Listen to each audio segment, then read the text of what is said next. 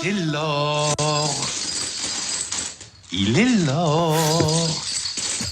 L'or de se réveiller. Il en manque une. Magnifique. Il en manque une. Et oui, il y en manque avait un une. qui avait compris que les investissements d'or, ça pouvait être intéressant. Et justement, nous sommes nombreux, en tant que Belges, avec ce spectre de la crise financière, à penser à l'investissement doré, lingots, pièces d'or. Au fond, est-ce le bon moment pour acheter? Et puis surtout, à quoi faut-il faire attention? On essaye de dépatouiller tout ça, hein, Michel, aujourd'hui. Premier conseil important, s'adresser à un professionnel sérieux pour éviter la mésaventure que vient de vivre un consommateur. Il a vendu pour 800 € une pièce en or américaine, le 20 $ Liberty, qui vaut environ 1000 €, plus de 1000 € en réalité. Puis, après, il aurait peut-être dû le faire avant, il a appelé Didier Jacques, administrateur délégué de Gold & Forex International à Bruxelles. Nous, on paye plus ou moins 1070 € pour l'instant pour cette pièce. Et il y a 2 jours, le client avait reçu 800 €. Voilà, donc le poids de l'or de cette pièce, je suis en train de le calculer en direct, c'est 1088. Donc vous voyez que nous, on paye 1070 sur une valeur intrinsèque de 1088, ce qui est tout à fait raisonnable. Mais quand on parle de 800 par rapport à 1088, c'est de l'arnaque. Et donc, bon, ça porte préjudice aussi au métier. Et c'est pour ça qu'on voudrait attirer l'attention là-dessus. Alors la prime, c'est un élément clé dans l'achat ou la vente de pièces ou de lingots d'or. On ne parle pas ici de bijoux, c'est une autre histoire.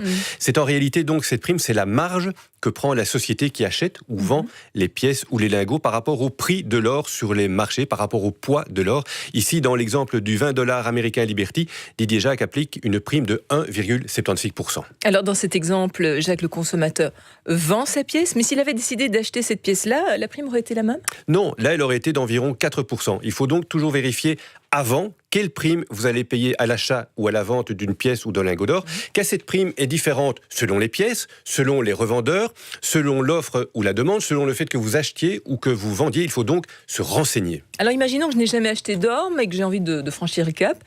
On commence par quoi? Ça dépend évidemment de la somme que vous souhaitez, que vous êtes capable d'investir.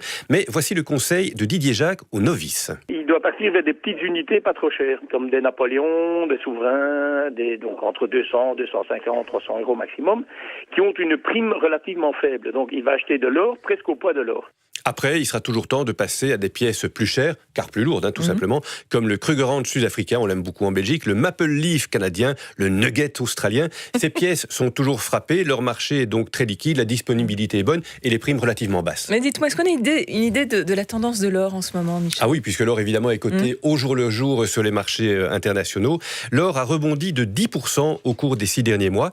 Il suscite de nouveau pas mal d'intérêt chez les gens, chez les investisseurs, au point que ce matin, le journal L'Écho parle d'une nouvelle ruée vers l'or en se demandant si l'or ne serait pas en train d'amorcer un nouveau cycle haussier. Beaucoup de questions, il faudra voir comment ça se passera dans les mois et les années qui viennent, parce que c'est un investissement de long terme. En même temps, on n'a pas la boule de cristal, hein. C'est toujours un risque, mais pourquoi pas? C'est vrai qu'on n'a peut-être plus vraiment confiance aux banques, et puis ça ne rapporte plus grand-chose non plus. Non, et puis les marchés financiers se font casser la figure, et donc beaucoup de gens ont vendu leurs actions ou une partie de leurs actions pour acheter de l'or. Absolument. À suivre, toute autre chose, des histoires de plastique.